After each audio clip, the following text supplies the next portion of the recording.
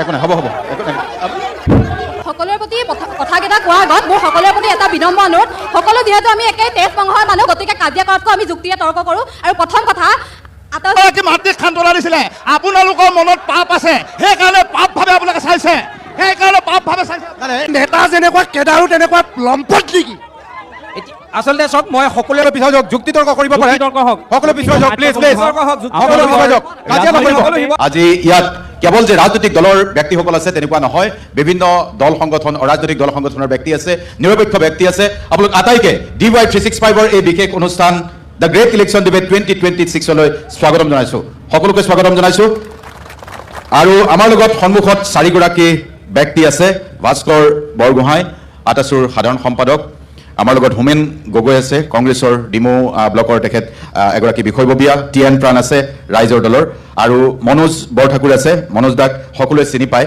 মনোজ দা, আপোনাৰ পৰাই আৰম্ভ কৰিছোঁ। যদি নিৰপেক্ষভাৱে চাই বৰ্তমানৰ পৰিৱেশ পৰিস্থিতিত শিৱসাগৰৰ ৰাজনৈতিক দৃষ্টিভংগী কেনেকুৱা? ৰাজনৈতিক দৃষ্টিভংগী শিৱসাগৰত সদায় প্ৰাণচঞ্চল বুলি নক'লেও যথেষ্ট মানে এটা তলতীয়া ভোট আছে, কাৰেণ্ট আছে। গতিকে ইলেকশ্যন চমু চাপি আহিলে ইয়াৰ উত্তেজনা বাঢ়িব আৰু একেবাৰে উত্তাল হৈ নাযায়। শিৱসাগৰ আপোনালোকে জানে, one of the prestigious cities in Assam. ইয়াৰ 90% অভাৰ 90% মানুহ এডুকেটেড মানুহ, আৰু একাধিক্ৰমে মানে এডুকেশ্যনেল ফিল্ডতো এচিভমেণ্ট বহুত বেছি। গতিকে ইয়াৰ মানুহ অলপ ছাবডিউড হৈ থাকে আৰু ভোটটো ঠিকভাৱে দিব বুলি মই এইবাৰো আশা কৰিছোঁ। ভোটটো সঠিকভাৱে দিব, ভোটটো সঠিকভাৱে দিব। এবাৰ হাত চাপৰি বজাব লাগে। অসমৰ মানুহে শিৱসাগৰৰ মুখলৈ চাই থাকেনে? MI পৰা আছে, কওক, চাই থাকে নে নাথাকে? অসমীয়া ভাষা সাহিত্য সংস্কৃতিৰ প্ৰাণকেন্দ্ৰ শিৱসাগৰ। 17গৰাকীকে অসম সাহিত্য সভাৰ প্ৰাক্তন সভাপতিৰ জন্মস্থান শিৱসাগৰ। সেইকাৰণে শিৱসাগৰক মনীষীৰ জন্মনগৰী বুলি কোৱা হয়। আৰু শিৱসাগৰ মনীষীৰ জন্মনগৰী হৈ ঐতিহ্যমণ্ডিত শিৱসাগৰ অসম সাহিত্য সভাৰ 1917 চনত ইয়াতে শিৱসাগৰ অসম সাহিত্য সভাৰ জন্ম হৈছিল। ঐতিহাসিক আমাৰ ৰংঘৰৰ বাকৰিত আলফাৰো জন্ম হৈছিল। সেয়েহে শিৱসাগৰৰ উত্থান পতন আছে। কিন্তু শিৱসাগৰৰ নাগৰিক হিচাপে আজি প্ৰায় 60টা দশক অতিক্ৰম কৰি আমি বৰ দুৰ্ভগীয়া বুলি অনুভৱ কৰিছোঁ। কংগ্ৰেছৰ সুদীৰ্ঘকাল শাসন আছিল, তথাপিও শিৱসাগৰ উন্নয়ন নহ'ল। তাৰ পৰৱৰ্তী সময়ত দেখা গৈছিলে, তাৰ আগত দেখে CPI প্ৰমোদ গগৈ ডাঙৰীয়া আছিল, তেতিয়াও শিৱসাগৰৰ আমি ভবা ধৰণে উন্নতি কৰা আমি নেদেখিলোঁ। ডিব্ৰুগড় আৰু যোৰহাটত যেনেধৰণে ডেভেলপমেণ্ট হৈছে তেনেধৰণে শিৱসাগৰৰ ডেভেলপমেণ্ট আমি দেখা নাই। এতিয়া দেখিছোঁ যে যোৱাবাৰ ৰাইজৰ দলৰ সভাপতি অখিল গগৈক নিৰ্বাচন কৰা হৈছিল। অখিল গগৈয়ে MLA ফাণ্ডৰ 1 কোটি টকাৰে শিৱসাগৰৰ বিশেষ উন্নয়ন কৰিব নোৱাৰে। বেলেগ কেন্দ্ৰীয় চৰকাৰৰ পৰা, বিজেপি চৰকাৰৰ পৰা কিবাকিবি পেকেজ বা ৰংঘৰ প্ৰকল্প কিবাকিবি আহিছে, সেইবিলাক লৈ পেলাই ব্যস্ত আছে যদিও সামগ্ৰিকভাৱে এজন বিৰোধী দলৰ বিধায়ক হিচাপে অখিল গগৈয়ে তেওঁৰ বিধায়ক পুঁজিৰ দ্বাৰা ইমানখিনি শিৱসাগৰ ৰাইজে যিধৰণে ভাবে যে ইমানখিনি উন্নয়ন কৰিব লাগে, সেই তেনেধৰণে উন্নয়ন কৰিব পৰা নাই। শিৱসাগৰৰ ৰাইজৰ চৰম দুৰ্ভাগ্য বুলিয়ে মই বৰ্তমান ভাবোঁ। শিৱসাগৰৰ ৰাইজৰ চৰম দুৰ্ভাগ্য, অখিল গগৈয়ে উন্নয়ন কৰিব পৰা নাই, বিৰোধী দলৰ বিধায়ক হিচাপে উন্নয়ন কৰিব পৰা নাই। এইটো একেবাৰেই আমি গ্ৰহণযোগ্য নহয় এই কথাটো। কিয়নো অখিল গগৈ মাত্ৰ 5 বছৰৰ কাৰণে বিধায়ক হৈছে বিগত সময়ছোৱাত। আপুনি যদি লক্ষ্য কৰে, অসমৰ মুখ্যমন্ত্ৰী হিমন্ত বিশ্ব শৰ্মা ডাঙৰীয়াই প্ৰথম যেতিয়া 5 বছৰৰ ভিতৰত তেখেতৰ নিজৰ সমষ্টিটো কিমান উন্নয়ন কৰিছিল। কিন্তু বিগত 5টা বছৰত আমাৰ ওচৰত খতিয়ান আছে, আমি এনেই অহা নাই। এই খতিয়ানখন মই পঢ়ি থাকিব বিচাৰোঁ, যদি আপুনি অনুমতি দিয়ে। বৰ দীঘলীয়া হ'ব, আপুনি এটা দুটা কথা কওক, এটা দুটা ক'লেই হ'ব। আপোনাক কৈছোঁ, প্ৰথমতে তেখেত অকল শিৱসাগৰ সমষ্টি বিধায়কে নহয়, তেখেত গোটেই অসমৰ ৰাইজৰ দলৰ সভাপতি। তেখেতে প্ৰথম আটাইতকৈ ডাঙৰ কামটো কৰিছিলে, যিটো মুখ্যমন্ত্ৰীয়ে স্বীকাৰ কৰি লৈছে, যে অসমত যিটো চৰকাৰীভাৱে ধান ক্ৰয় কৰাৰ যিটো ব্যৱস্থা, সেইটো অখিল গগৈৰ আহ্বান মতে অসম চৰকাৰে কৰিছে। যিটো শিৱসাগৰ সম্পৰ্কে ক'বলৈ হ'লে আমাৰ MI বৰাদাই কৈছে এতিয়া যে আমাৰ যিটো ৰংঘৰ প্ৰকল্প, আজি ইমান ডাঙৰ এটা প্ৰকল্প অখিল গগৈ ডাঙৰীয়াৰ যি আহ্বানত বা তেখেতৰ দায়বদ্ধতাত তেখেতে সেইটো আনিবলৈ সক্ষম হৈছে। শিৱসাগৰৰ আপুনি আজি বৰপুখুৰী পাৰলৈ যাওক, তাত সুন্দৰভাৱে ৰাস্তা নিৰ্মাণ কৰি থকা হৈছে, যমুনা খনন কৰা হৈছে। তাৰ বাহিৰে শিৱসাগৰৰ বিভিন্ন যিবিলাক মথাউৰি আছিল, মথাউৰিবিলাক পকা কৰা হৈছে। গতিকে এই 5 বছৰৰ ভিতৰত তেখেতে যিধৰণে কাম কৰিছে, আৰু আমি আটাইতকৈ গৌৰৱ অনুভৱ কৰিছোঁ যে যিমানেই বিৰোধী নহওক লাগিলে, অসমৰ মুখ্যমন্ত্ৰী ডক্টৰ হিমন্ত বিশ্ব শৰ্মা ডাঙৰীয়াই সিদিনা বিধানসভাত ক'লে যে গৌৰীশংকৰ ভট্টাচাৰ্যৰ দৰে, আমাৰ প্ৰমোদ গগৈ ডাঙৰীয়াৰ দৰে, আজি হেমেন দাস ডাঙৰীয়াৰ দৰে এজন বিধায়ক অখিল গগৈ ডাঙৰীয়া বুলি কৈছে। আৰু তেখেতে শুভেচ্ছা জনাইছে, কৈছে যে অখিল গগৈ ডাঙৰীয়া পুনৰ নিৰ্বাচিত হৈ আহিব। তাৰপাছত আমাৰ বিশেষ ক'বলগীয়া নাথাকে।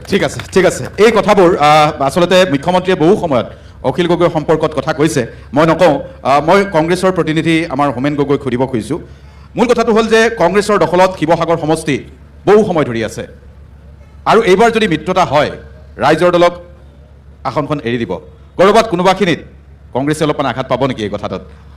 চব কথাটো আঘাত পাবলগীয়া বুলি তেনেধৰণৰ কথা নাই। আমি যদি এজন ব্লক পৰ্যায় বা জিলা পৰ্যায় এজন বা কংগ্ৰেছৰ যদি এজন প্ৰকৃত যোদ্ধা হিচাপে বা এইখন অসমৰ এজন যদি প্ৰকৃত যুৱ প্ৰজন্মৰ এজন যুৱক হিচাপে যদি আমি চাবলৈ যাওঁ তেনেহ'লে আমি বিজেপি হিমন্ত বিশ্ব শৰ্মাৰ নেতৃত্বাধীন যিখন চৰকাৰ চলি আছে সেই চৰকাৰখনৰ কাম কাজখিনিক যিসকলে অসন্তুষ্ট হৈছে বা অসন্তুষ্ট হৈ যেনেধৰণে উন্নয়নৰ মানে তেখেতসকলে যিটো ঢোল পিটি আছে তেনেধৰণে হোৱা নাই বুলি আমাৰ যুৱ প্ৰজন্মসকলে সকলোৱে গম পায় বা তেওঁলোকে পৰিলক্ষিত হৈছে তাৰ ফলত কিন্তু যদি আমাৰ সকলোৱে যদি হিমন্ত বিশ্ব শৰ্মাৰ চৰকাৰখন আঁতৰাবৰ কাৰণে যদি অখিল গগৈ ডাঙৰীয়াক যদি বিৰোধী দলৰ ৰাজ্য দলৰ সন্মানীয় দলপতিগৰাকীক যদি আসনখন এৰি দিয়ে তেনেহ'লে কংগ্ৰেছৰ এগৰাকী মই বিষয়ববীয়া হিচাপে বা শিৱসাগৰীয়া বা ডিমৌৰ মই এজন যুৱক হিচাপে মই ইয়াত দুখ পাবলগীয়া একো কথা আছে বুলি মই নাভাবোঁ।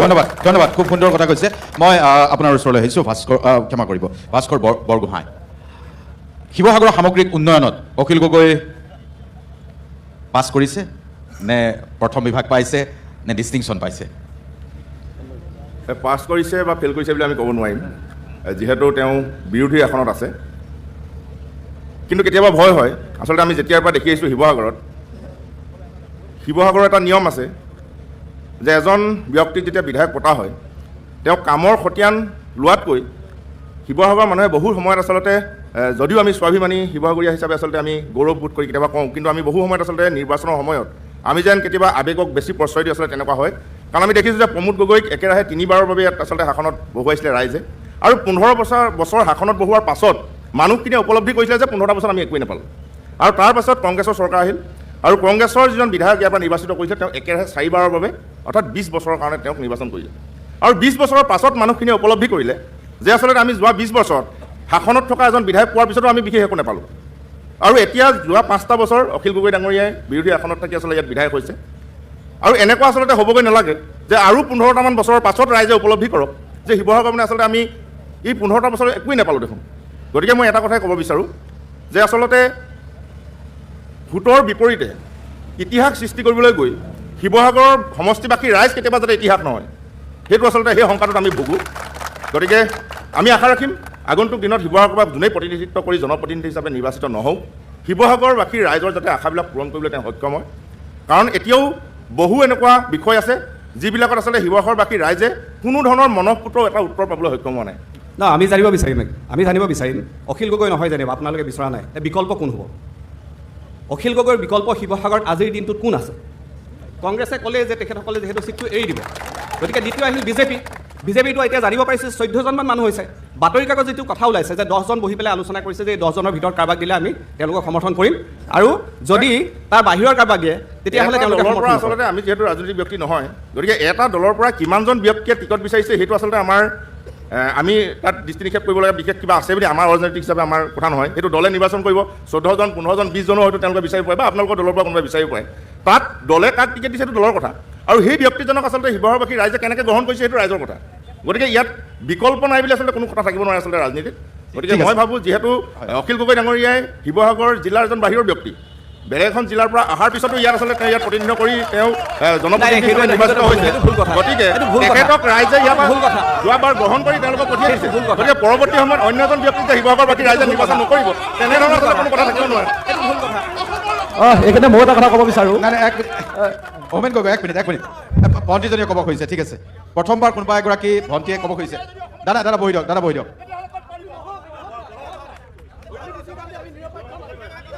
কওক একো নাই, বহক দাদা, বহক একো নাই, বহক দাদা, বহক প্লিজ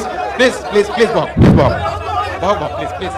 আপুনি একো নাই আচ্ছা একো নাই দাদা, বহক আচ্ছা এইফালে শুনক দেই, মই সকলোকে অনুৰোধ কৰিছোঁ, মই হ'ব অ'কে ঠিক আছে একো নাই, হ'ব একো নাই। সকলোৰে প্ৰতি কথাকেইটা কোৱাৰ আগত মোৰ সকলোৰে প্ৰতি এটা বিনম্ৰ অনুৰোধ, সকলো যিহেতু আমি একেই তেজ বংশৰ মানুহ, গতিকে কাজিয়া কৰাতকৈ আমি যুক্তিৰে তৰ্ক কৰোঁ। আৰু প্ৰথম কথা, আটাইচোৰ দাদাজনক মোৰ ক'ব লগা আছে, আমি একেই জ্ঞাতি। তেওঁলোকে কৈছে যে বিগত সময়ছোৱাত প্ৰমোদ গগৈ একো নকৰিলে, কিন্তু আজি আটাইচোৱে বা আমি জনজাতিকৰণক লৈ যি আন্দোলন কৰি আছোঁ, অসম বিধানসভাত সেই আন্দোলনৰ কথা, জনজাতিকৰণৰ কথা প্ৰমোদ গগৈ উত্থাপন কৰিছিল। আৰু তেওঁলোকে কৈছে শিৱসাগৰৰ একো উন্নয়ন নাই হোৱা। শিৱসাগৰৰ উন্নয়ন নাই হোৱা মানিছোঁ, ৰাস্তা পদূলি উন্নয়ন মানে আমাৰ জাতিটোৰ সৰ্বাংগীন উন্নয়ন নহয়। তেওঁলোকে আজি আন্দোলন কৰি আমাৰ জনজাতিকৰণ আনিব পাৰিলে নে নাই তাৰ উত্তৰ দিয়ক। ঠিক আছে, ধন্যবাদ জনাইছোঁ। দেখিছে উন্নয়ন দেখিছে, নাই দেখা কি দেখিছে? মই যদি এইখিনিতে কওঁ যে শিৱসাগৰৰ উন্নয়ন হৈছে নে নহয়, তেতিয়া আমাৰ সকলোৱে দেখিছে অসমৰ গোটেইবোৰ জিলাই উন্নয়নত গতি কৰিছে, কিন্তু শিৱসাগৰে নাই কৰা। ইয়াত এইখিনি কৈছে যে মনিৰুল ইছলাম দ্বাৰাই কৈছে যে এজন বিধায়কে নিৰ্দিষ্ট টকাৰে কামখিনি কৰিব নোৱাৰে, কিন্তু তেওঁ কি হৈছে, তেওঁ সময়ো শিৱসাগৰক কম দিছে। তেওঁ আচলতে সভাপতি হিচাপে গোটেইখন অসমত যেতিয়া দায়িত্ব লৈ ঘূৰি ফুৰিবলগীয়া হৈছে, তেওঁ নিৰ্দিষ্ট এটা সমষ্টিত যেতিয়া বিধায়ক হৈছে, সেই বিধায়ক হোৱাৰ কাৰণে তেওঁ সমষ্টিটোত সময় দিব পৰা নাই। তেওঁ সেইখিনিত হয়তো তেওঁ সময়ৰ অভাৱ হৈছে বা তেওঁ নিজৰ পুঁজি কেনেকৈ ক'ত ব্যৱহাৰ কৰিব লাগিব এই কথাখিনিত হয়তো তেওঁ ক'ৰবাত ক্ৰুটি ৰৈ গৈছে। দ্বিতীয়তে এটা কথা কওঁ মই, ৰজা সদায় নিৰপেক্ষ হ'ব লাগে। হিমন্ত বিশ্ব শৰ্মা ডাঙৰীয়াই গোটেই অসমখনত উন্নতি কৰিছে, কোনো নিঃসন্দেহে কৈছোঁ, সকলোফালে উন্নতি কৰিছে। কিন্তু ইয়াতো এটা কথা আছে, এনেকুৱা হৈছে মনে মনে থাকা, এটা কথা হৈছে যে হিমন্ত বিশ্ব শৰ্মা ডাঙৰীয়া যে নিৰপেক্ষ ৰজা নহয়, এই কথাটো পতিয়ন হৈছে। কেনেকৈ পতিয়ন হৈছে যে কৈ ল'ব দিয়ক। হিমন্ত বিশ্ব শৰ্মা ডাঙৰীয়া যে নিৰপেক্ষ, তেওঁলোকৰ কথা শুনাৰ আচলতে ধৈৰ্যই নাই, তেওঁলোকৰ ভাল লগাটোকেই ক'বলৈ গৈ আছোঁ। আচলতে কথাটো এনেকুৱা যে নিৰপেক্ষ ৰজা হ'ব পৰা নাই, এইকাৰণেই হ'ব পৰা নাই, এজন বিৰোধী বিধায়কহে, কিন্তু তেওঁ শিৱসাগৰ সমষ্টিটোক কিয় উপেক্ষিত কৰিছে? তেওঁৰ দৃষ্টিত আজি আমি যদি কওঁ এই আমাৰ ইয়াত এখন মেডিকেল কলেজ লাগে, তেতিয়া তেওঁলোকৰ মানুহে কয় বিজেপিত ভোটটো কিয় নিদিলে? কিয় আমি বিজেপিত ভোট দিলেহে পাম নেকি?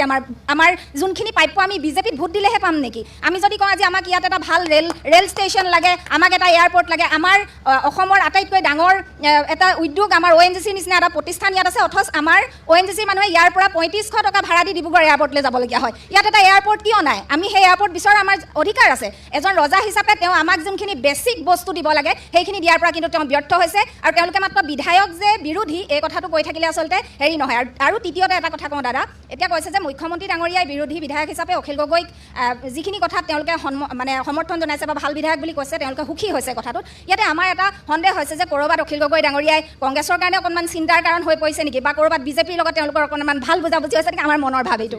ঠিক আছে, মই এইফালে বিজেপি কোনোবা এজন প্ৰতিনিধিয়ে কওক। নিৰপেক্ষ নহয় মুখ্যমন্ত্ৰী ডক্টৰ হিমন্ত বিশ্ব শৰ্মা, গুৰুতৰ অভিযোগ। এজন মুখ্যমন্ত্ৰী নিৰপেক্ষ হয়নে নহয় আজিৰ দিনত অসমৰ প্ৰত্যেকজন জনতাই উপলব্ধি কৰিছে। যদিহে ভাইটি শুনি লোৱা কথাখিনি দেই, শালীনতা বজাই ৰাখিবা, যদিহে নিৰপেক্ষ নহ'লহেঁতেন, আপুনি কুমুদ দা আপুনি জ্যেষ্ঠ সাংবাদিক, আজিৰ দিনত অসম চৰকাৰে যিবোৰ উন্নয়ন কৰিছে, আজি ছাত্ৰ ছাত্ৰীসকলৰ কাৰণে যিখিনি আঁচনি গ্ৰহণ কৰিছে, আজি আঁচনিখিনি গ্ৰহণ কৰাৰ ক্ষেত্ৰত যদি নিৰপেক্ষ নহ'লেহেঁতেন, তেন্তে বিজেপি ৱৰ্কাৰ্ছখিনিৰ প্ৰতি এটা নিৰ্দেশনা দিলেহেঁতেন যে আমাৰ বিজেপি ৱৰ্কাৰ্ছখিনিৰ ছাত্ৰ ছাত্ৰীসকলৰ নাম তুমি বাছি উলিওৱা, ৰাইজৰ দল কংগ্ৰেছ XYZৰ নাম বাছি উলিওৱা। আজিৰ দিনত কোনোবা আপুনি আজি কিছুদিনৰ আগতে আপোনালোকৰ DY 365ৰ সন্মানীয় সাংবাদিক ভাস্কৰ জ্যোতি দাসে গাৰ্লছ কলেজৰ কেইগৰাকীমান ছাত্ৰীৰ মনৰ ভাৱ ল'বলৈ গৈছিলে, আৰু সেই কেইগৰাকী ছাত্ৰীয়ে কৈছিলে যে এইখন চৰকাৰৰ দিনত সেই ছাত্ৰ ছাত্ৰীসকলে শিক্ষাৰ ক্ষেত্ৰত কেনেকুৱা এটা নতুন জাগ্ৰত পোহৰ দেখিছে তেওঁলোকে উল্লেখ কৰিছে। আজিৰ দিনত এই অৰুণোদয় আঁচনি যিখিনি দিছে, অৰুণোদয় আঁচনিখিনি যদি নিৰপেক্ষ নহ'লেহেঁতেন মুখ্যমন্ত্ৰী মহোদয়, তেন্তে অৰুণোদয় আঁচনি দিয়াৰ ক্ষেত্ৰত কেৱল বিজেপি মানুহক দিলে নহয়, আপুনি গাঁৱে ভূঞে যাওক, প্ৰত্যেকখিনি মানুহে প্ৰত্যেক ঘৰ মানে আনকি আজিৰ দিনত ৰাইজৰ দলৰ মানুহৰ ঘৰতো অৰুণোদয় আঁচনি পাইছে।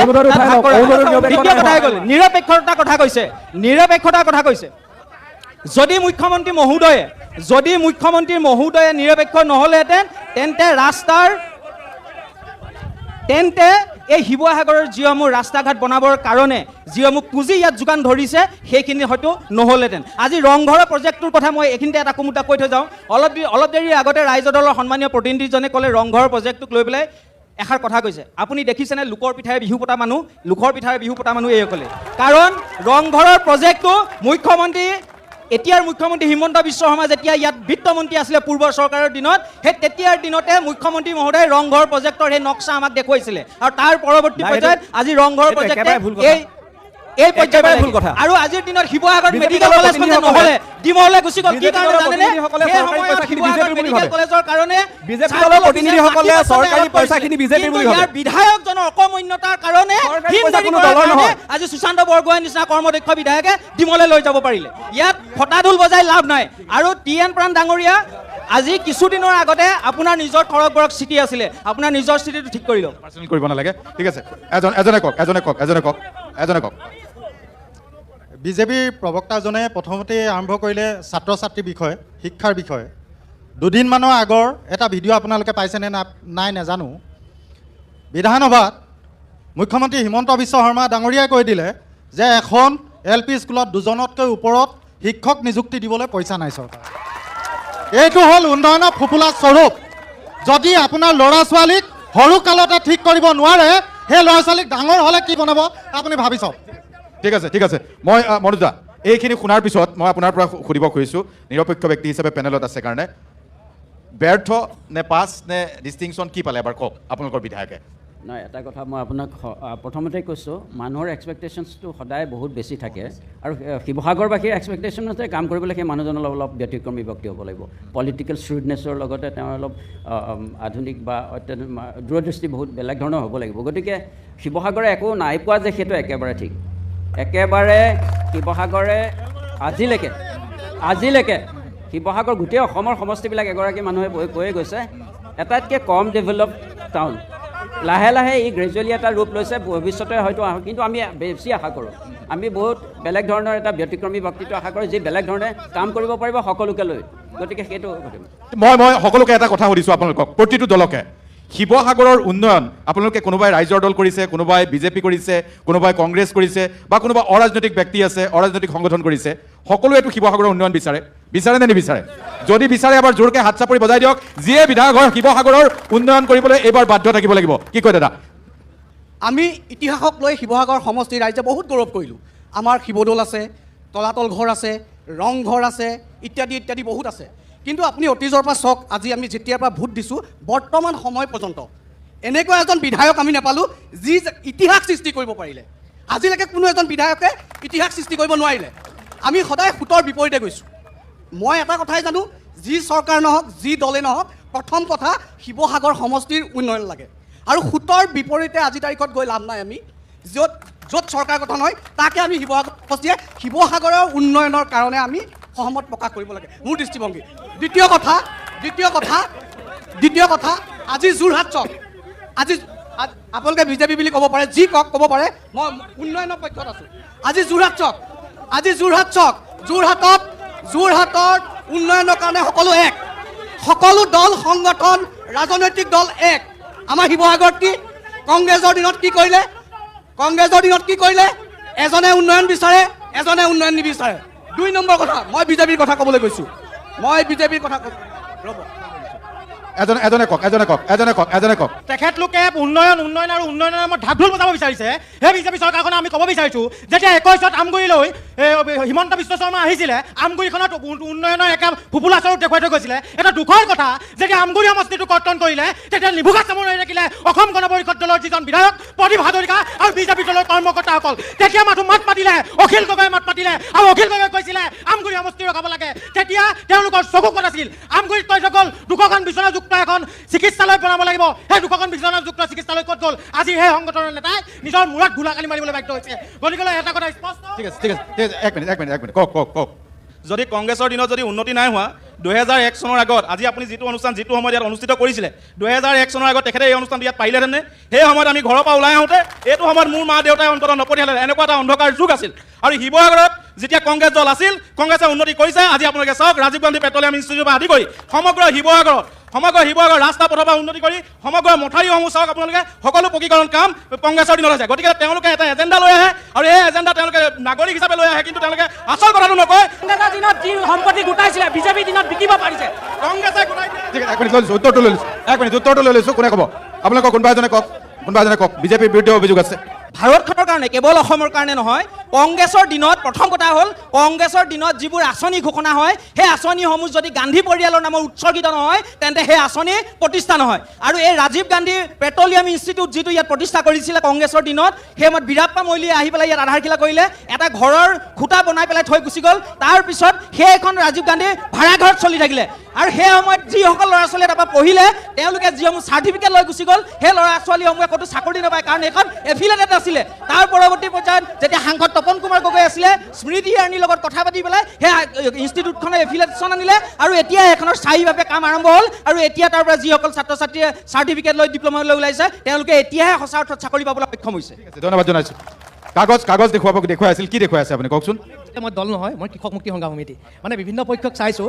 যিটো সময়ত শুনি লওক, শুনিব লাগিব, শুনিব লাগিব, আচলতে শুনিব লাগিব। এক ছেকেণ্ড, শুনিব লাগিব। এক ছেকেণ্ড বহি লওক এক ছেকেণ্ড শুনক এক ছেকেণ্ড শুনি লওক মই আটাইতকৈ শুনক বহি দিয়া এক ছেকেণ্ড কৈ ল'বলৈ দিয়া আচলতে মই কথাকেইটা ক'বলৈ যাওঁতে মই বিজেপি পক্ষৰ মানুহক বেয়া পোৱা নাই, তেওঁলোকে উঠি থিয় হৈছে। এই যোৱা গণৰাজ্য দিৱসত তেওঁলোকে জাতীয় পতাকাখন উল্টাকৈ উৰাইছিলে, আৰু কি ক'ম, এইখন জাতীয় পতাকা তেওঁলোকে উল্টাকৈ উৰাইছে।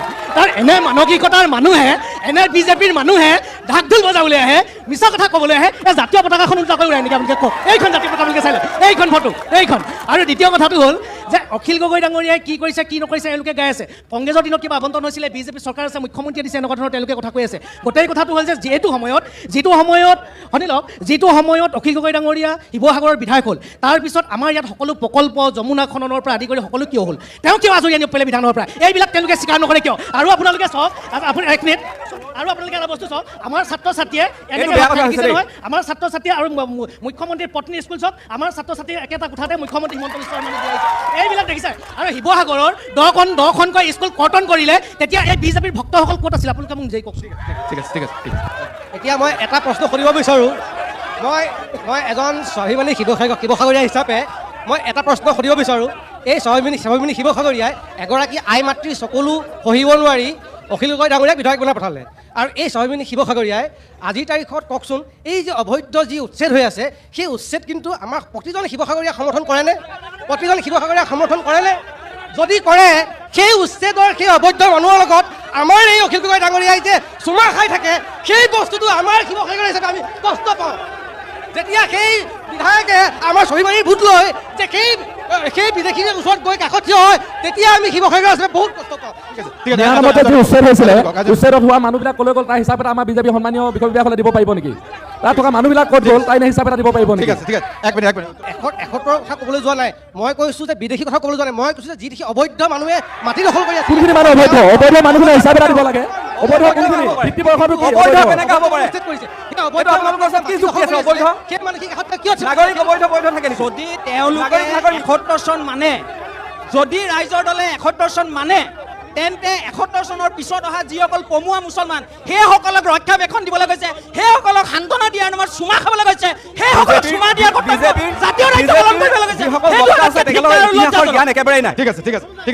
এক মিনিট। মই শামছুল বাৰিক ডাঙৰীয়া আপোনাক সুধিছোঁ, মই আহিম সকলোৰে ওচৰলৈ, আপুনি বহি দিয়ক। আজি যি ডিবেট হৈছে, এই ডিবেটৰ মুখ্য সূত্ৰধাৰ ডক্টৰ কুমুদ দাসক মই ধন্যবাদ জ্ঞাপন কৰিছোঁ, আৰু মই অনুগ্ৰহ কৰিম আমি কথা কৈ থকা অৱস্থাত আপোনালোকে অযথা বক্তব্য উপস্থাপন নকৰিব, কাৰণ আমি প্ৰত্যেকৰে বক্তব্য শুনি আছোঁ, প্ৰতিটো ৰাজনৈতিক দলৰ বক্তব্য আমি শুনি আছোঁ এজন নাগৰিক হিচাপে, আৰু মই যিখিনি কথা ক'ম শিৱসাগৰ কেন্দ্ৰিক নহয়, কিন্তু শিৱসাগৰ তাৰ পৰা মুক্তও নহয়। মই সামগ্ৰিক প্ৰেক্ষাপটত ক'ব খুজিম, ৰিজাৰ্ভ বেংকৰ যিটো শেহতীয়া প্ৰতিবেদন, সেই প্ৰতিবেদন মতে দেশৰ 10খন দৰিদ্ৰ ৰাজ্যৰ ভিতৰত 8ম স্থানত আছে অসম।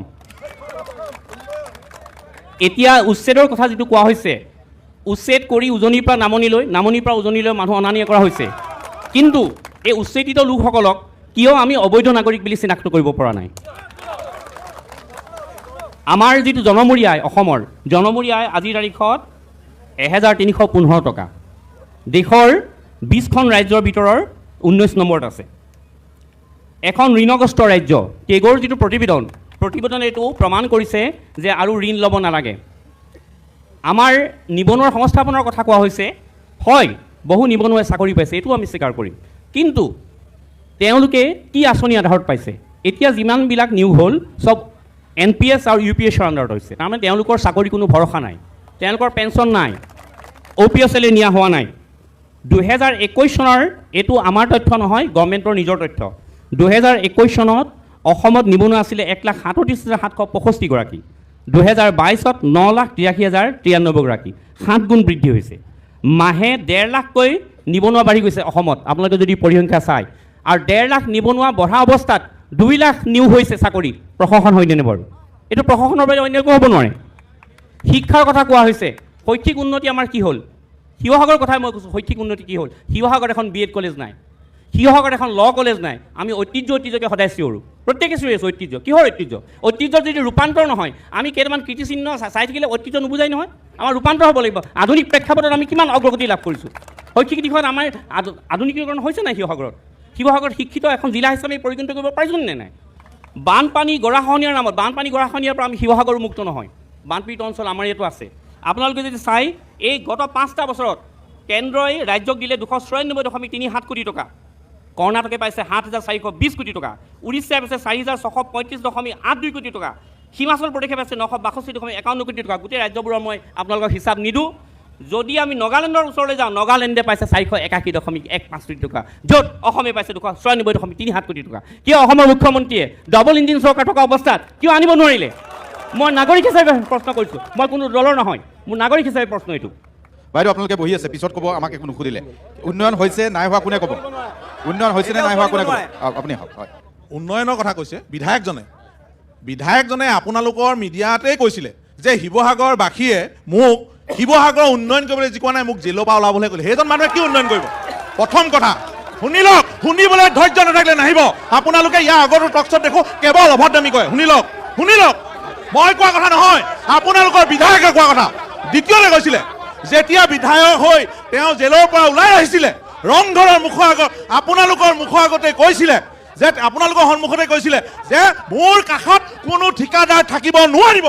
কিন্তু আজি সেই বিধায়কৰ সন্মুখত দেখিব, আজি যদি পঞ্চায়তত যায়, আজি যিকোনো আঁচনি আহিলে সেই ৰাইজৰ দলৰ প্ৰতিনিধিসকলে ঠিকা কৰিবলৈ যায়। তেওঁ কেনে কৈছিলে সেই সময়ত? তেওঁ কৈছিলে মোৰ সন্মুখত কোনো মোৰ লগত ঠিকাদাৰ থাকিব নোৱাৰিব, কেৱল মই শিৱসাগৰ উন্নয়ন কৰিবলৈ। তে আপুনি কওকচোন, যিজনে মানুহে মিডিয়াৰ আগত কয় যে মই শিৱসাগৰ উন্নয়ন কৰিবলৈ মোক জিকোৱা নাই, মোক কেৱল জেলৰ পৰা ওলাবলৈ, সেইজন মানুহৰ পৰা আপুনি উন্নয়ন বিচাৰে? ইয়াত চিঞৰ বাখৰ কৰি লাভ নাই।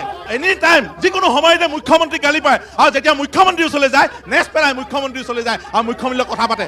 যেতিয়াই আমাৰ মন্ত্ৰী আহে, মই নিজে আঁকি আছো, আমাৰ মন্ত্ৰী আহে, তেওঁলোকৰ পালি নেতাই গৈ আমাৰ মন্ত্ৰীৰ লগত ফটো মাৰিবলৈ যায়। আমি নাযাওঁ, এইবোৰ আমি আছো। ৰংঘৰ প্ৰকল্পৰ কথা কৈছে, ৰংঘৰ প্ৰকল্প হিমন্ত বিশ্ব শৰ্মা বিত্তমন্ত্ৰী থাকোঁতেই ৰংঘৰ কথা কৈছিলে যে আমি এতিয়া যুৱ মৰ্চা কৰি আছিলোঁ, তেতিয়া কৈছিলে যে ঐ ল'ৰাহাত ৰংঘৰত এদিন হ'লেও মই কিবা এটা কৰিম, আৰু সেইটো তেখেতৰ নিজা প্ৰচেষ্টাত কৰিছে, কোনো অখিল গগৈ নহয়। তেতিয়া অখিল গগৈ জেলত আছিলে, ৰাইজৰ দলত আছে, ৰাজনীতিত নাছিলে। গতিকে এইটো কথা। আৰু ইয়াত মই ক'লো নহয়, ইয়াত যিমানেই চিঞক টকশ্বত আমি চিঞৰ বাখৰ কৰিলেও লাভ নাই। ৰাইজে সিদ্ধান্ত ল'লে যে ভাৰতীয় জনতা পাৰ্টীৰ পক্ষত শিৱসাগৰ সমষ্টিৰ বিধায়ক হ'ব। শুনিবলৈ সাহস নাথাকিলে আহি আছোঁ। আপোনালোকে শুনক, আজি এই মঞ্চত উপবিষ্ট সকলোখিনি শিৱসাগৰীয়া নগৰবাসী, ওচৰ চুবুৰীয়া, নিজৰ ককাই ভাই বাই ভনী গোটেইখিনি আমি আক্ৰোশ মনোভাৱ লৈ পেলাই কাম কৰিব নালাগে। ইয়াত প্ৰশ্ন উত্তৰ সুধিছে শিৱসাগৰৰ উন্নয়নৰ কাম হৈছে নহৈছে, বিধায়কে কৰিছে নকৰিছে। বিজেপিক মই কাৰোবাক গালি পাৰিম, ৰাইজৰ দলক কাৰোবাক গালি পাৰিম, সংগঠনক কাৰোবাক গালি পাৰিম, সেইকেইজনৰ লগত কাইলৈ আমি মুখ উলিয়া উলি কৰিব নোৱাৰিম। এইবোৰ অসভ্যালি নহয়। এটা কথা মই ক'ব পাৰোঁ, এতিয়া উপৰোক্ত বক্তা এজনে ক'লে কথা ক'বলৈ দিয়ক, আপোনালোকৰ কথাত মই মান পতা নাই, কথা ক'বলৈ দিয়ক, মাত নামাতিব, কথা ক'বলৈ দিয়ক। আপোনালোকৰ উপৰোক্ত বক্তা এজনে এতিয়া ক'লে যে অখিল গগৈয়ে নিজৰ দলীয়, মোৰ চকুৰ আগত, মই মানুহৰ নাম ক'লে আপোনালোকে লাজ পাই যাব, মোৰ চকুৰ আগত বিজেপিৰ নেতা অখিল গগৈৰ ঘৰত সোমাই ঠিকা লৈ আহিছে, মোৰ চকুৰ আগত লৈ আহিছে বিজেপিৰ নেতা সোমাই। গম পাই দুজনকৈ আপোনালোকে সাংসদ পালে, তপন গগৈক পালে, আপোনালোকে পাপে কামাখ্যা প্ৰসাদ তাছা কিয় উন্নয়ন কৰিব নোৱাৰিলে? কামাখ্যা প্ৰসাদ তাছাৰ দিনত আপোনালোকে পইচা ঘূৰাই পঠিয়ালে। আপোনালোকে নকৰিব, অভদ্ৰামি নকৰিব, আপুনি কিমান কৰিছে দেখি আছোঁ। সেইকাৰণে অখিল গগৈ উন্নয়ন নিৰ্দলীয় হ'লেও অখিল গগৈ নিজৰ দিনত কাঢ়ি আনি কামখিনি কৰিছে, তেওঁ কাম কৰিছে বুলি ভাবিব লাগিব। ঠিক আছে, চাওক এজনে কওক। এজন বিধায়কৰ ওচৰলৈ যোৱাটো একো ডাঙৰ কথা নহয়, কাৰণ শিৱসাগৰৰ সামগ্ৰিক উন্নয়নৰ কাৰণে প্ৰতিটো মুহূৰ্তত বিধায়কজনক লগ কৰাটো ডাঙৰ কথা নহয়। কিন্তু এটা কথা মই জানিব বিচাৰিছোঁ, আপোনালোকেও নিচিঞৰিব, কাৰণ মুখ্যমন্ত্ৰী ডাঙৰীয়াক বা বিভাগীয় মিনিষ্টাৰক লগ কৰিবলৈ বিধায়কজনো যাব লাগিব, সেই কথাটো আপোনালোকে কৰক। কিন্তু এটা কথা আমি শিৱসাগৰীয়াবাসী হিচাপে চাওক, মই সেই দায়িত্বটোৰ কথাটো বহক কুমুদ দা, এটা কথা আজি স্পষ্ট কৰি দিয়াটো ভাল। আজি কিছুদিনৰ আগতে ৰাজীৱ দাস নামৰ এজন কণ্ট্ৰেক্টৰক কাম দিম বুলি 1.5 লাখ টকা লোৱা সেই জনৈক গগৈ কোন? চাওক বিধায়কজনৰ এটা কথা মই ক'ব বিচাৰিছোঁ, মই একচুৱেলি DY 365ক মই ধন্যবাদ জনাইছোঁ এনেকুৱা অনুষ্ঠান পতাৰ কাৰণে। কাৰণ সামগ্ৰিক এতিয়া উন্নয়নটো যেতিয়া আমি কথা কওঁ, এতিয়া সামগ্ৰিক উন্নয়নটো ইয়াত শিৱসাগৰত তেনেধৰণে হোৱা নাই। তেওঁলোকে কয়, ৰাইজৰ দলে কয় যে মুঠতে চৰকাৰখনে কৰা নাই, কিন্তু চৰকাৰখনে কৰিবলগীয়া হ'ব লাগিলে বিধায়কজনৰ সহযোগিতা লাগিব, কিন্তু বিধায়কজনৰ সেই সহযোগিতা পোৱাৰ কাৰণে বিধায়কজনৰ সহায় নোপোৱাৰ কাৰণে কিছুমান উন্নয়নমূলক কামখিনি ইয়াত স্থবিৰ হৈছে। কিন্তু এটা কথা মই ইয়াতে তেওঁলোকক মই প্ৰশ্ন কৰিব বিচাৰিছোঁ যে শিৱসাগৰত যিটো প্ৰস্তাৱিত আমাৰ মেডিকেল কলেজখন বিধায়ক মহোদয়ে ৰখাব পাৰিব লাগিছিল, কিন্তু সেইটো বিধায়কৰ ব্যৰ্থতাৰ কাৰণে আজি ৰখাব নোৱাৰিলে, ডিমৌ সমষ্টিয়ে লৈ গ'ল। মানুহজন আকৌ এইজন ফটোখন দেই, তেওঁ কি জনাই আছে? ঠিক আছে একো নাই এইফালে অকণমান নিৰপেক্ষ ব্যক্তিসকলৰ পৰা অকণমান। সকলোৱে আচলতে বোকা চতিয়াৰ কথা বতৰা কৈ আছে। আচলতে আমি এইবোৰ কথা বতৰা শুনিবলৈ অহা নাই। যেতিয়াৰ পৰা আচলতে জনা বুজা হৈছিলোঁ তেতিয়াৰ পৰাই আচলতে শিৱসাগৰবাসীয়ে কেৱল মাত্ৰ প্ৰতাৰণা আৰু প্ৰতাৰণাই পালে। ইতিমধ্যে বহুকেইগৰাকী ব্যক্তিয়ে ক'লে এটা সময় প্ৰমোদ গগৈ ডাঙৰীয়াই শিৱসাগৰৰ দায়িত্ব ল'লে, কি পালোঁ আপোনালোক সকলোৱে জানে। তাৰপাছত প্ৰয়াত প্ৰণৱ গগৈ ডাঙৰীয়াই শিৱসাগৰৰ দায়িত্ব ল'লে, তাৰপাছত শিৱসাগৰে কি পালে আমি সকলোৱে জানো। তাৰপাছত আমি সুতৰ বিপৰীতে গৈ কি পাইছে সেই সকলো কথা বতৰাবোৰ আপোনালোকে ইতিমধ্যে গম পাইছে। গতিকে আমি কি পালোঁ কি নাপালোঁ সেই কথা বতৰাবোৰ ক'ব বিচৰা নাই। দুটামান কথা স্পষ্টকৈ ক'ব বিচাৰিছোঁ আমাক কি লাগে। শিৱসাগৰৰ অতিকৈ পুৰণি এখন চিকিৎসালয়, 300খন বিচনাযুক্ত এখন চিকিৎসালয়। আজিৰ তাৰিখত চিকিৎসালয়খনত ৰাতিৰ ভাগত কেৱল মাত্ৰ এজন চিকিৎসকে সকলো ৰোগীৰ চিকিৎসা প্ৰদান কৰিবলগীয়া হৈছে। এইটো সঁচাকৈ দুৰ্ভাগ্যজনক এটা বিষয়।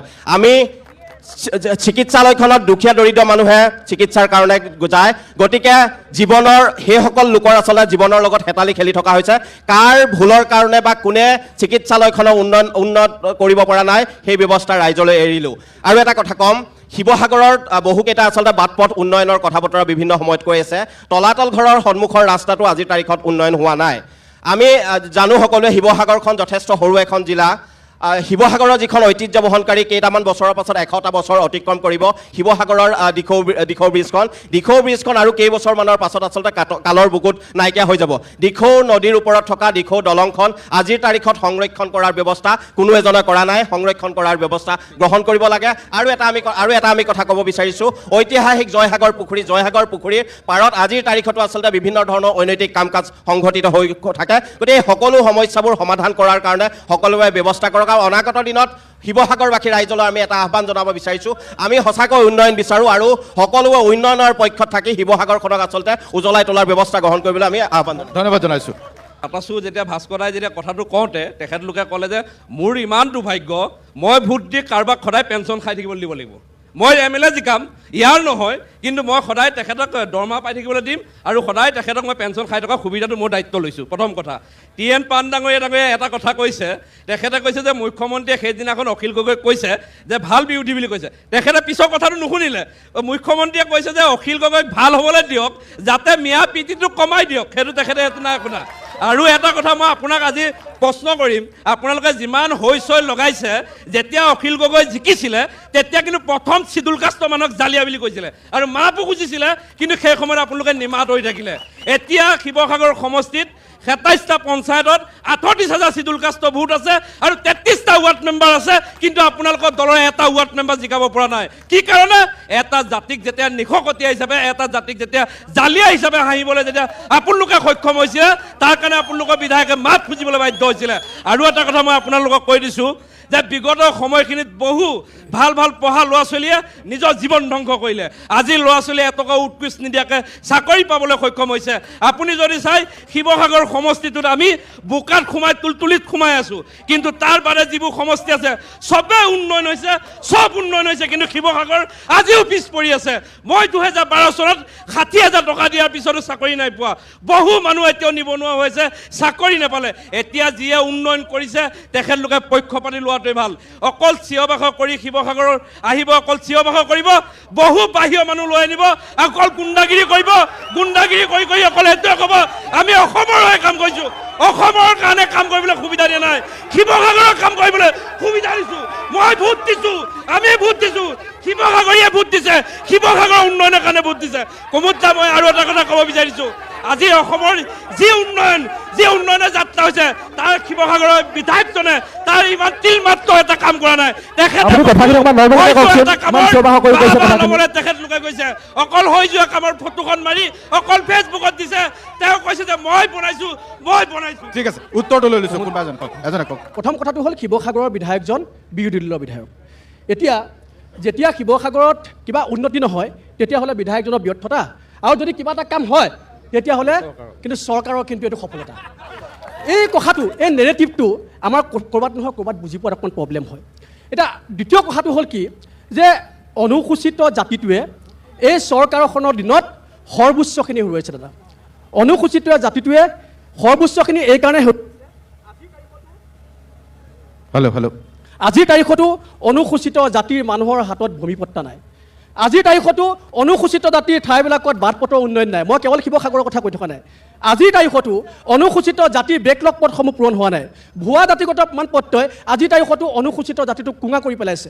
আজিৰ তাৰিখতো আপুনি চাব বিজয় মালাকাৰৰ দৰে বাংলাদেশৰ মানুহ আহি ইয়াত অনুসূচিত জাতিৰ প্ৰমাণপত্ৰ লৈ বিধায়ক হৈ আছে এখন চৰকাৰতকে লৈ। ইয়াতকৈ লজ্জাজনক কথা আমাৰ কাৰণে কিবা থাকিব পাৰে নেকি? আৰু তেওঁলোকে বাংলাদেশী খেদুৱাৰ কথা কয়। ইয়াতকৈ লজ্জাজনক কথা কিবা থাকিব পাৰে নেকি? মই এটা কথা ক'ব খোজোঁ যে হয়, শিৱসাগৰত যদি উন্নয়ন নাই নোহোৱাৰ কথা যদি আমি কওঁ, আমি যদি কওঁ শিৱসাগৰত BEd কলেজ নোহোৱাৰ কথা কওঁ, আমি যদি কওঁ শিৱসাগৰত এখন ভাল চিকিৎসালয় নোহোৱাৰ কথা কওঁ, তেনেহ'লে ব্যৰ্থতাটো কেৱল অখিল গগৈ নেকি? এই চৰকাৰখন কাৰ? কেৱল আমি অখিল গগৈক ব্যৰ্থ বুলি ক'ব লাগিব নেকি? চৰকাৰখনকো ব্যৰ্থ বুলি ক'ব লাগিব। অখিল গগৈ ব্যৰ্থ হয়, অখিল গগৈ ব্যৰ্থ হয়, কিন্তু সমান্তৰালভাৱে চৰকাৰখন ব্যৰ্থ নহয় নেকি? চৰকাৰৰ দায়িত্ব নাই নেকি? চৰকাৰৰ একো দায়িত্ব নাই নেকি? কেৱল বিধায়কজনক যদি আমি দোষী সজাওঁ তেতিয়াহ'লে এই কথাবিলাক সম্পূৰ্ণৰূপে ভুল হ'ব। আৰু এটা কথা স্পষ্ট কৰি কওঁ, মই অনুসূচিত জাতিৰ প্ৰতিনিধিত্ব কৰি আহিছোঁ, বাৰে বাৰে কৈছোঁ যে অনুসূচিত জাতিটোৰ SC SP আঁচনিকে আদি কৰি পীযুষ হাজৰিকাটো অসমৰ দ্বিতীয় মুখ্যমন্ত্ৰী নহয় জানো? সেইজন পীযুষ হাজৰিকাই অনুসূচিত জাতিৰ যি আচলতে উন্নয়ন নিগম আছে সেইখন ধ্বংস কৰি পেলালে, যিখন সঞ্চালকালয় আছে তাত দুৰ্নীতি সংঘটিত কৰিলে, আৰু তেওঁৰ যিটো বিভাগ সেই বিভাগটোত কেৱল দুৰ্নীতি। আমাৰ ওচৰত তথ্য আছে, তথ্য সহ দেখাই দিব পাৰোঁ, কিন্তু ইয়াত সেই কথা কোৱাৰ পৰিৱেশ নাই। কিন্তু এটা কথা কওঁ যে বিজেপিৰ আমোলত অনুসূচিত জাতিটোৱে সৰ্বোচ্চখিনি হেৰুৱাইছে। ঠিক আছে, বিজেপিৰ আমোলত হেৰুৱাইছে। আপোনালোকে কোনোবা এজনে উত্তৰ দিব, তাৰ পূৰ্বে আৰু এগৰাকী ব্যক্তিৰ পৰা লৈ লৈছোঁ। হয়, চাওক, শিৱসাগৰ জিলা হৈছে জাতীয়তাবাদৰ এটা পীঠস্থান বুলি আমি কওঁ, কিন্তু জাতীয়তাবাদৰ এই পীঠস্থানৰ এই শিৱসাগৰ জিলাখনৰ যিটো উন্নয়ন, আজি 15-20 বছৰ ধৰি উন্নয়ন নামৰ শব্দটো এটা নদীৰ এটা কোবাল সোঁতত উঠি গৈ আছে। আমি বিগত দিনত দেখিছোঁ যে বহু জনপ্ৰতিনিধি শিৱসাগৰ জিলাৰ বিধায়ক হ'ল, মন্ত্ৰী হ'ল, কিন্তু কোনোৱে শিৱসাগৰ জিলাখনৰ যিটো উন্নয়নৰ ধাৰা অব্যাহত ৰাখিব লাগিছিলে, কোনো এজন বিধায়ক বা মন্ত্ৰীয়ে হওক শিৱসাগৰ জিলাৰ উন্নয়নৰ যোনটো ধাৰা সেই ধাৰাটো অব্যাহত নাৰাখিলে। প্ৰতিজন মন্ত্ৰী বিধায়কে কেৱল মাত্ৰ ৰাইজৰ পৰা ভোট আদায় কৰিলে, আৰু প্ৰতিজন মন্ত্ৰী বিধায়কে শিৱসাগৰ জিলাবাসীক মাথো ৰামঠগন দিলে। যাৰ বাবে মই এটা কথা ক'ব বিচাৰোঁ, উন্নয়ন নামৰ শব্দটো এতিয়াও নদীৰ কোবাল সোঁতত উঠি গৈ আছে। সমগ্ৰ জিলাবিলাকত উন্নয়ন হৈ আছে, কিন্তু শিৱসাগৰ জিলাখনৰ উন্নয়ন শব্দটো একেবাৰে শূন্যলৈ পৰিৱৰ্তিত হৈছে। ডিব্ৰুগড় আৰু যোৰহাট জিলাৰ যিটো উন্নয়নৰ ছবি, তাৰ মাজত আমি শিৱসাগৰ জিলাখন থাকি গ'লোঁ, কিন্তু শিৱসাগৰ জিলাৰ যিটো উন্নয়ন, এই উন্নয়ন নামৰ শব্দটো একেবাৰে জাহ যোৱা অৱস্থাত পৰিণত হৈছে। গতিকে মই ভাবোঁ যে শিৱসাগৰ ৰাইজ অতি চতুৰ ভোটাৰ, চাইলেণ্ট ভোটাৰ। গতিকে এইবাৰ যিহেতু নিৰ্বাচন সমাগত, নিৰ্বাচনৰ সময়ত শিৱসাগৰ ৰাইজে বিবেক ভোট প্ৰদান কৰিব। শিৱসাগৰৰ উন্নয়নৰ স্বাৰ্থত শিৱসাগৰ ৰাইজে যিজন যোগ্য ব্যক্তি, সেইজন ব্যক্তিক শিৱসাগৰ ৰাইজে এইবাৰ জিকাই তুলিব। যোগ্য ব্যক্তিক দিব, অৰ্থাৎ উন্নয়ন হোৱা নাই সেই প্ৰশ্নটোৱে মূল কথা। অখিল গগৈ ব্যৰ্থ হৈছে। ককাইদেউ, উন্নয়ন হৈছে নে নাই হোৱা তেওঁলোকে ক'ব, বিচাৰ্য বিষয় আপোনালোকৰ কাৰণে। অখিল গগৈ ডাঙৰীয়া যেতিয়াৰ পৰা বিধায়ক হ'ল, এই শিৱসাগৰৰ কাৰণে কি প্ৰকল্প আনিলে সেইকেইটা আপুনি ভালকৈ চাই লওক। হিমন্ত বিশ্ব শৰ্মা ডাঙৰীয়াই, শুনি লওক, আপোনালোকে অসম চুক্তি মানে নে নামানে, 1971 চন মানে নে নামানে তাৰে উত্তৰ দিব নোৱাৰিলে। 25 মাৰ্চ কিয় 25 মাৰ্চ ডেডলাইন অসম চুক্তিৰ, সেইটোৱে উত্তৰ আপোনালোকে দিব নোৱাৰিব, কাৰণ সিমান শিক্ষা আপোনালোকৰ নায়েই।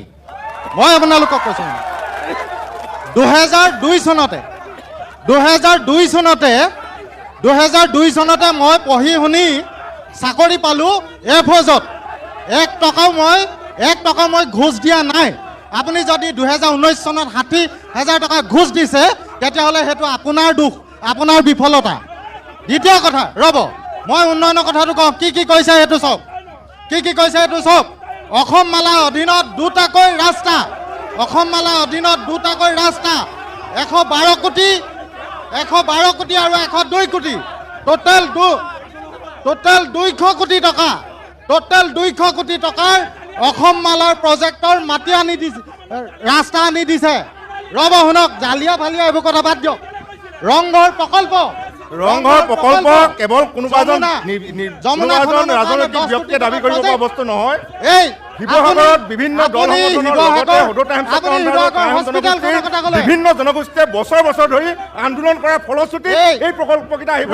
গতিকে আপোনালোকে ইয়াত বিধায়কে বা শাসকীয় গোষ্ঠীৰ কোনোবা ৰাজনৈতিক ব্যক্তিসকলে দাবী কৰে প্ৰকল্প নহয়। আৰু এতিয়াও মই কৈছো ইয়াত যমুনাত যি আপোনালোকে প্ৰকল্পটো লৈছে, যমুনাত এটা এতিয়ালৈকে যমুনাত বেদখল মুক্ত হোৱা নাই। যমুনা বেদখল মুক্ত নোহোৱাকে যদি কোনোবাই ভাবে যমুনাখন আমি মুকলি কৰি প্ৰমোদ দা, মই আপোনাক এটা কথা অনুৰোধ জনাম। ইয়াত যিহেতু ৰাজনৈতিক ব্যক্তিৰ সংখ্যা বেছি, ইয়াত এখন সদন নহয়, গতিকে ইয়াত ৰূপজ্যোতি কুৰ্মী আৰু অখিল গগৈ যিবোৰ কুকুৰ চুপতি তেনেকুৱা ধৰণৰ যাতে পৰিৱেশ আপোনালোকে সৃষ্টি নকৰে। ইয়াত ঠিক আছে, আমি টিভিত দেখি পিনি যি আমনি পাইছোঁ, আকৌ ইয়াতো আপোনালোকে তেনেকুৱা ধৰণৰ আপোনালোকৰ যিকেইজন নেতা আছে তেওঁলোকক যেনে আপোনালোকে ফ'ল' কৰি ইয়াত তেনেকুৱা পৰিৱেশ সৃষ্টি নকৰে। কুমুদ দা, মই ইয়াত যে এই 71 চনৰ 25 মাৰ্চৰ জ্ঞানৰ নমুনা তেওঁ সুধিছে, সেই বস্তুটো আপোনাক মই বুজাই দিবৰ কাৰণে অনুৰোধ জনাইছোঁ, প্ৰথম কথা। দ্বিতীয় কথা হৈ গ'ল কি, আজিৰ দিনত তেওঁলোকে যে কৈ আছে অখিল গগৈয়ে কৰি আছে, অখিল গগৈয়ে কৈ আহিছে, তেওঁলোকৰ সৎ সাহস আছে যদি এইটো কথা সমান্তৰালকৈ স্বীকাৰ কৰক যে এইখন বিজেপি চৰকাৰ আছে কাৰণে, বিজেপি চৰকাৰে সেই ধনৰ শিতান মোকলাই দিছে কাৰণে অখিল গগৈয়ে ফটা ঢোল কোবাবলৈ ইয়াত সুযোগ সুবিধা পাইছে। কাৰণ এজন বিধায়কে কিমান কোটি টকাৰ কাম কৰিব পাৰে আৰু এটা ঘনচিৰিকা চৰাই আকাশৰ কিমান গভীৰতালৈ উৰিব পাৰে সেইটো ৰাইজে জানে, প্ৰথম কথা। দ্বিতীয়তে মই মোৰ সন্মানীয় দাদা শামছুল বাৰিক ডাঙৰীয়ালৈ প্ৰতি এটা মুকলি মোৰ প্ৰশ্ন। আপুনি যিহেতু ইতিমধ্যে কেইবাটাও কথা উল্লেখ কৰি গৈছে, ডাটাবেছ উল্লেখ কৰি গৈছে, মই আজি শামছুল বাৰিক ডাঙৰীয়াক এটা কথা মুকলিকে সুধিব বিচাৰিছোঁ। যি সময়ত ইয়াত যোৱাবাৰ এম পি ইলেকশ্যনৰ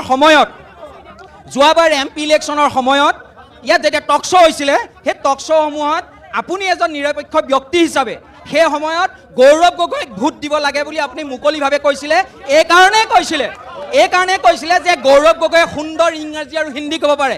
আমাৰ এতিয়া প্ৰশ্ন হ'ল, গৌৰৱ গগৈ সাংসদ হৈ যোৱাৰ পিছত শিৱসাগৰখনলৈ চকুত লগাকৈ কি এনেকুৱা উন্নয়ন আনিলে, কি এনেকুৱা আঁচনি আনিলে, কি এনেকুৱা উদ্যোগ আনিলে, কেৱল হিন্দী আৰু ইংৰাজী সলসলীয়াকৈ ক'ব পৰাকৈ। আৰু দ্বিতীয়তে আপুনি এটা কৈছে নিবনুৱা। এটা কথা শুনি লওক যে এখন চৰকাৰে প্ৰত্যেকজন নিবনুৱাকে চৰকাৰী চাকৰি দিব নোৱাৰে, কুমুদে সেইটো আপুনিও জানে। কিন্তু নিবনুৱাসকলক সংস্থাপন কৰিবৰ কাৰণে উদ্যোগ ইয়াত গঠন কৰিব লাগিব। কিন্তু সেই উদ্যোগ অহাত কালি দিল্লীত যিটো AI চামিট হ'ল, য'ত 100খন ৰাষ্ট্ৰৰ প্ৰতিনিধি উপস্থিত আছিলে, তাত কংগ্ৰেছীসকলে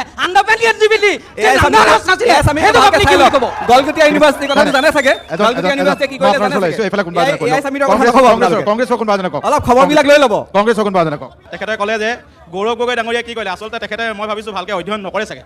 আপুনি যদি চাই জাজিৰ পৰা ডিমলৈকে যি এতিয়া আমাৰ যি দুৰৱস্থা আমাৰ আজি হৈ আছে, তাৰ প্ৰথম যদি সদনত আপুনি শুনি লওক অকণমান। যোৰহাট লোকসভা সমষ্টিৰ সাংসদ ডাঙৰীয়াই নীতিন গাডকাৰী ডাঙৰীয়াই প্ৰশ্ন কৰিলে যেতিয়া যে জাজিৰ পৰা ডিমলৈকে যিটো পথৰ দুৰৱস্থা হৈ আছে তাৰ পক্ষত আপোনালোকে কি কয়, তেতিয়া তেখেতে ক'লে যে আমি 6 মাহত সম্পূৰ্ণ কৰি দিম। তেখেতে 6 মাহত সম্পূৰ্ণ কৰিব নোৱাৰিলে। তাৰ পাছত তেখেতে নিজে ক'লে যে ইয়াত চৰম দুৰ্নীতি হৈছে।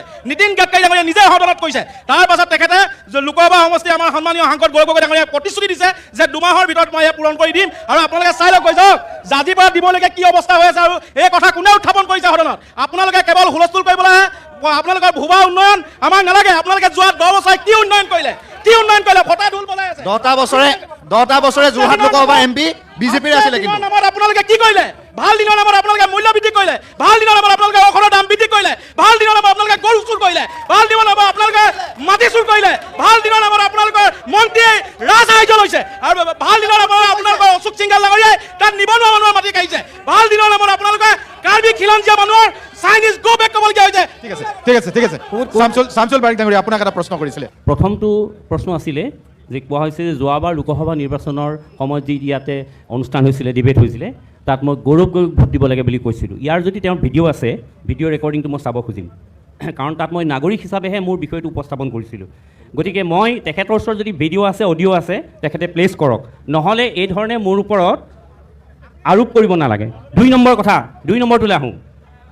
মোক ফেক্স লাগিব, মই ফেক্সত কৈছোঁ, মই তথ্য সহকাৰে কৈ আছোঁ কথাবিলাক। মোৰ হাতত ফেক্স আছে, ফেক্সটো গভৰ্ণমেণ্টৰ ফেক্স, মই নিজে বনোৱা ফেক্স নহয়। আৰু 2 নম্বৰ কথা হ'ল কি যে আপোনালোকে কৈছে যে নিবনুৱা, এই আমাৰ পূৰ্বৰ বিজেপিৰ প্ৰবক্তাগৰাকীয়ে কৈছে যে নিবনুৱাৰ ক্ষেত্ৰত ইমানখিনি নিবনুৱা কেনেকৈ সমাধান কৰিব। আমিতো কোৱা নাই ইমানখিনি নিবনুৱা সমাধান কৰিবলৈ, চৰকাৰে নিজেই কৈছিলে যে 5 বছৰত 5 লাখ নিবনুৱা আমি সংস্থাপন কৰিম। তাত কৰিলে 2 লাখ, আৰু 2 লাখ আৰু ইণ্টাৰেষ্টিং কি প্ৰত্যেক মাহে আপোনালোকে জনা দৰকাৰ, প্ৰত্যেক মাহে 1.5 লাখকৈ নিবনুৱা পঞ্জীয়নকৃত নিবনুৱা আছে। আপোনালোকে চাওঁকে যাওক, পঞ্জীয়নকৃত নিবনুৱা আছে। গতিকে 1.5 লাখৰ তুলনাত কি উন্নয়ন কৰিলে তেওঁলোকে, আৰু যিখিনি নিবনুৱা সংস্থাপিত কৰিলে আপোনালোকক কোৱা হৈছে। আপোনালোকে এন পি এছ কাক কয় জানেনে? ইউপিএছ কাক কয় জানেনে? OPS কাক কয় জানেনে? ঠিক আছে শামছুল দা এক মিনিট শামছুল্লাহ মোৰ এটা মুকলি প্ৰশ্ন, শামছুল্লাহ মোৰ এটা মুকলি প্ৰশ্ন, যদি শুনক মোৰ যদি নিবনুৱা নিযুক্তি দিব লাগে চৰকাৰখনে, যেতিয়া ইয়াত ছেমি কণ্ডাক্টৰ অসমত হৈছিলে সেই ছেমি কণ্ডাক্টৰ বিৰোধিতা গৌৰৱ গগৈ কিয় নকয়?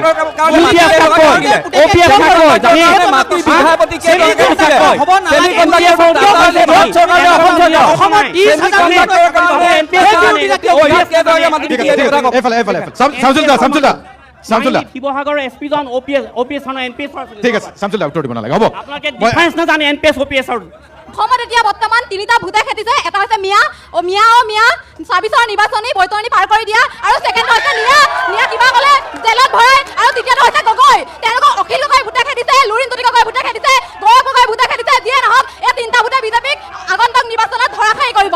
ঠিক আছে ঠিক আছে 25 মাৰ্চ কিয় ধৰা হয় তাৰ উত্তৰটো দি দিওঁ, আপোনালোকে শুনিব। মই জানো আপোনালোকে নাজানে, আপোনালোকে হোৱাটছআপ ইউনিভাৰ্চিটিত পঢ়া, সেইটো কাৰণে কৈ দিছোঁ। 25 মাৰ্চত অপাৰেশ্যন চাৰ্চ লাইট আৰম্ভ হৈছিলে ৱেষ্ট পাকিস্তানৰ বাংলাদেশৰ ওপৰত, পূব পাকিস্তানৰ ওপৰত। সেইটো সময়তে প্ৰায় 1 কোটি বাংলাদেশী আমাৰ উত্তৰ পূবত সোমাইছিলে। সেই 1 কোটি বাংলাদেশী কোন আছিলে? হিন্দু বাংলাদেশী। আপোনালোকে জানে নে নাজানে? তেন্তে হ'লে সেই বাংলাদেশীক কোনে খেদি পঠিয়াব? বিজেপিয়ে কেতিয়া পঠিয়াব? 1971 চনৰ 25 মাৰ্চ সেইটো কাৰণে ধৰা হয়। আপোনালোকে সেই তাৰিখটোকে অৰ্থটোকে নাজানে। ঠিক আছে বাইদেউ। অৰুণোদয়টো কেনেকৈ দিছে জানেনে? তেওঁলোকে একো এতিয়া নতুন ভোটাৰ সৃষ্টি কৰিবৰ কাৰণে 0.1ৰ যিখিনি মানুহ আছিলে সেইখিনি কাটি 0.3 দিছে। গম পাইছেনে? 10,000 পইচাটো দিছে তেওঁলোকে ভোটাৰ সৃষ্টি কৰিবৰ কাৰণে 10,000 টকা দিছে, কিন্তু 10,000 টকাৰ দিয়াৰ আগদিনাখনৰ পৰাই তেওঁলোকে বস্তুৰ দাম বঢ়াই দিলে। ঔষধৰ দাম, প্ৰথম ঔষধৰ দাম বঢ়াইছে। মই যিটো প্ৰেছাৰৰ টেবলেট খাওঁ সেই দামটো 75ৰ পৰা 85 কৰিছে। সিদিনাখন বেংকৰ, আপুনি চাব, সিদিনাখন বেংকৰ এজন মেনেজাৰে দুখ কৰিছে যে আমাৰ ওচৰত ONGC মহিলাই চেক ভঙাবলৈ আহিছে। গতিকে সেইখিনি চাব বিজেপি চৰকাৰে কি কাম কৰি আছে। নাই তেখেতে কৈছে ভোটৰ অংকত এজনে কওক। আমি সকলোৰে কথা শুনিলোঁ, কিন্তু এটা কথা স্পষ্ট কৈ দিওঁ, আপোনালোকে শুনি লওক। কোনোবাই কৈ আছে লুৰিণজ্যোতি গগৈ ভোটে খেদিছে, অখিল গগৈ ভোটে খেদিছে। এটা কথা আজিৰ তাৰিখত আপোনালোকে লিখি থওক। আজি এই ফিল্ডত স্পষ্টভাৱে এটা কথা কৈ দিছোঁ যে অখিল গগৈ বিধায়ক আছিলে। অখিল গগৈ বিধায়ক থকা অৱস্থাত পৌৰসভা নিৰ্বাচন হৈছিলে, আৰু পৌৰসভা নিৰ্বাচনত বিজেপি মিত্ৰতা 12টা চিট দখল কৰিছে। 14টা ৱাৰ্ডৰ 12টা চিট দখল কৰিছিলেনে? 12টা চিট। 1 নম্বৰ। দ্বিতীয় কথা, 27খন পঞ্চায়ত আছে শিৱসাগৰত, আৰু 27খন পঞ্চায়তৰ 23খন পঞ্চায়তে বিজেপিয়ে দখল কৰিছে, আৰু 4টা জিলা পৰিষদ বিজেপিয়ে দখল কৰিছে। গতিকে বিজেপিৰ জয় জয়কাৰ 2026 চনত হ'ব, আৰু সকলোৱে বিজেপিক ভোট দিবলৈ আছে। এক মিনিট আহি আছোঁ। দুজন আছে, মই এখেতৰ পৰা এবাৰ লোৱা নাই, আপোনাৰ পৰা লৈছোঁ। হয় গণতান্ত্ৰিক ব্যৱস্থা এটাত চৰকাৰ আমি নিৰ্বাচন কৰোঁ কাম কৰিবৰ কাৰণে, গতিকে এইটো কৰ্তৃত্ব লোৱা কথা নহয়। গতিকে চৰকাৰ কাম কৰিব লাগিব, আৰু বিৰোধীয়ে ভৱিষ্যত দিনত যদি শাসনলৈ আহে তেওঁলোকে আচলতে কি ধৰণৰ কাম কৰিব তাৰ আমি প্ৰতিশ্ৰুতি আচলতে বিচাৰিম। আমাৰ কথা হ'ল এতিয়া এই মুহূৰ্তত যদি শিৱসাগৰ সামগ্ৰিক যদি পৰিৱেশৰ কথা ক'বলৈ যাওঁ, আমি একেবাৰে নুই কৰিব নোৱাৰোঁ যে শিৱসাগৰৰ যে একেবাৰে পূৰ্বৰ তুলনাত যে তুলনামূলকভাৱে যদি আমি চাওঁ যে কোনো ধৰণৰ উন্নয়ন হোৱা নাই বুলি আমি ক'ব নোৱাৰোঁ, কিন্তু উন্নয়ন হৈছে। তাৰ সমান্তৰালকৈ বাকী থকা যিখিনি আনুষংগিক বিষয় আছে, যেনে আমাৰ যিখন চিকিৎসালয় আছে, সেইখন চিকিৎসালয়ত এটা ৰিপৰ্ট পাবৰ কাৰণে আমি 15-20 দিন সময় ৰখিব লাগে। সেইখন যাতে এটা নৰ্মত সজাই তোলে, নৰপত যাতে সজাই তোলে। তাৰ সমান্তৰালকৈ শিৱসাগৰ নগৰৰ মাজমজিয়াত এটা আমাক স্থায়ী এটা পাৰ্কিঙৰ এটা ব্যৱস্থা লাগে। গতিকে এই কথা বতৰাখিনি যিখিনি আমাক ভৱিষ্যত দিনত আচলতে প্ৰতিশ্ৰুতি পূৰণ কৰিব পাৰিব, তেনে এজন বিধায়কক আমি পৰৱৰ্তী দিনত বিধায়ক হিচাপে বিচাৰিম। বিশেষ কথা নাতি ডিবেটটোৱে হৈছে শিৱসাগৰ সমষ্টিৰ উন্নয়নৰ কথা। গতিকে যিয়ে নহওক, যোনেই নাহক, দলত বা বিধায়ক যোনেই নহওক, প্ৰথম কথা হ'ল বিশেষকৈ সদনতে হওক য'তেই হওক শিৱসাগৰ সমষ্টিটোক বেছি প্ৰাধান্য দিব লাগে।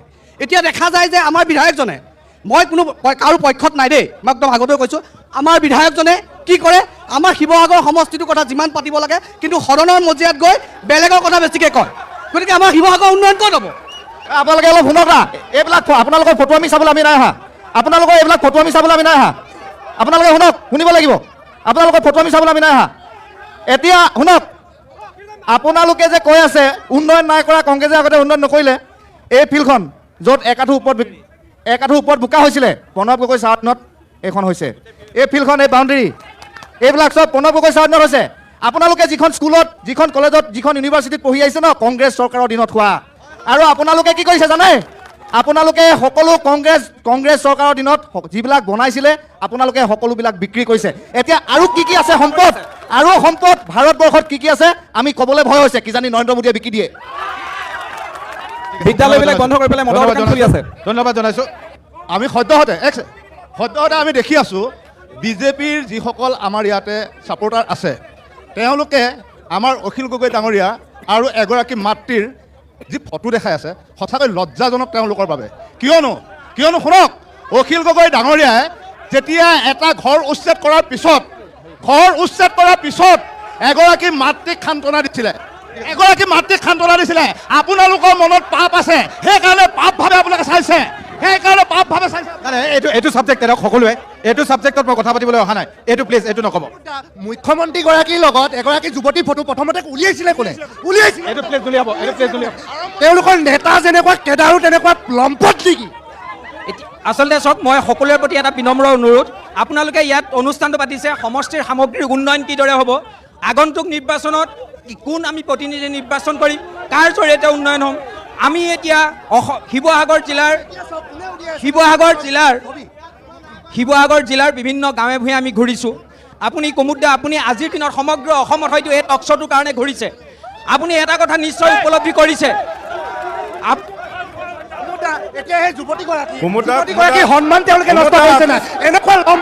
অনুষ্ঠানটো চুমা ৰাজনীতিলৈ পৰিৱৰ্তন নকৰিব কুমুদা অনুষ্ঠানটো চুমা ৰাজনীতিলৈ যাবলৈ নিদিব শৃংখলাবদ্ধভাৱে সন্মান সহকাৰে সকলোৱে আচলতে অনুষ্ঠানটোত ভাগ লওক সকলো ঘূৰি দিয়ক সকলো পিছুৱাই যাওক সকলো পিছুৱাই যাওক আমি কাজিয়া নকৰিব প্লিজ সকলো পিছুৱাই যাওক কাজিয়া নকৰিব সকলো পিছুৱাই যাওক প্লিজ সকলো পিছুৱাই যাওক যুক্তি তৰ্ক কৰিব পাৰে সকলো পিছুৱাই যাওক প্লিজ সকলো পিছুৱাই যাওক কাজিয়া নকৰিব প্লিজ অনুষ্ঠান আমি এনেকৈয়ে সামৰিব লাগিব আমি দুখ প্ৰকাশ কৰিছোঁ দুইটা পক্ষৰ এই যি পৰিৱেশ এই পৰিৱেশৰ